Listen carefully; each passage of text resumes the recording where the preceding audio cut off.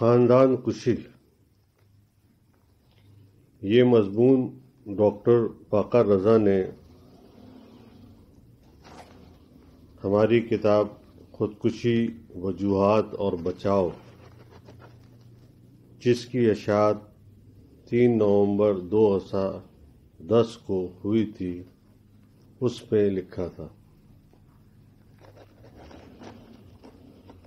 اور اس کتاب کی نظر ثانی ریویو بھی ڈاکٹر باقر رضا نے بڑی دل جمعی اور دلچسپی کے ساتھ کیا تھا، جس کے لیے ہم ان کے نہایت ہی شکر گزار ہیں۔ خاندان کشی۔ بے بس آدمی لکھتا نہیں ہے، خودکشی کرتا ہے۔ George Monroe grant. ہم آپ کو لائیو ٹی وی پر لینا چاہتے ہیں۔ آپ ہمیں یہ جو لاہور میں ایک نرس نے اپنے بچوں کو مار کر خودکشی کر لی ہے، اس کے بارے میں نفسیاتی رائے دے دیں۔ فون پر بہت عجلت میں یہ کیا گیا۔ یہ شام کا وقت تھا اور مختصر سے تعارف کے بعد ایک نجی چینل کی خبروں کے محکمے سے کوئی صاحب بہت جلدی مجھ سے میری رائے پوچھنا چاہ رہے تھے۔ میں نے کہا، صاحب پہلے یہ تو سن لیں کہ میں کیا کہوں گا اور پھر مجھ سے بات کیجیے گا۔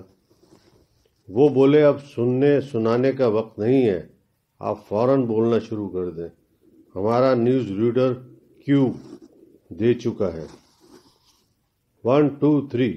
خیر، میں نے جو کہا وہ کہا اور نیوز ریڈر نے جو پوچھا وہ پوچھا۔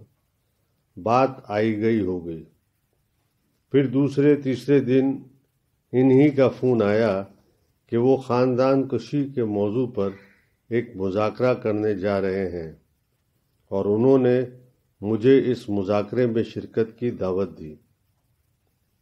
اسی دوران کوئی سیاسی بحران ملک میں آ گیا اور وہ مذاکرے کی دعوت اور مذاکرہ سب غارت ہو گئے۔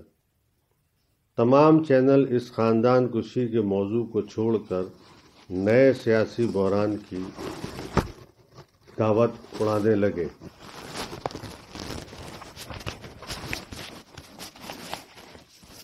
خاندان کشی ایک نہایت حساس موضوع ہے۔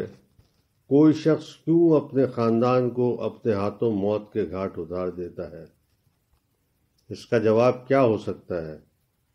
پہلے تو یہ سمجھ لیں کہ اس سوال کا کوئی ایک سیدھا سادہ جواب ممکن نہیں ہے۔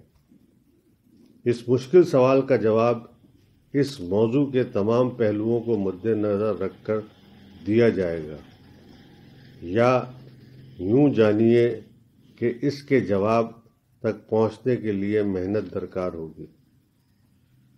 ہمارے معاشرے میں جہاں اس قسم کے سوالات بے شمار ہیں، وہاں بدقسمتی سے ایسے سوالات کے آسان ترین جوابات دینے والے بھی ان گنت ہیں، جو انتہائی وثوق سے غلط جوابات دیتے ہیں اور اپنے جوابات کی جہالت سے خود بھی مطمئن رہتے ہیں، اور سننے والوں کو بھی اطمینان سے رہنے کی تلقین کرتے ہیں۔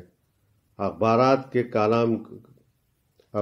کے کالم کم ہیں اور کالم نویس زیادہ ہیں۔ ہر کالم نویس ہر مسئلے کا حتمی جواب لیے بیٹھا ہے۔ یہ سانحہ ہے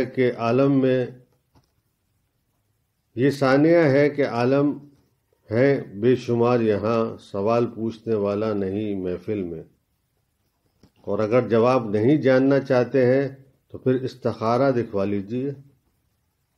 اس کا بھی آسان بندوبست ہو گیا ہے، گھر بیٹھے فون کریں اور ٹی وی سے استخارہ معلوم کر لیں۔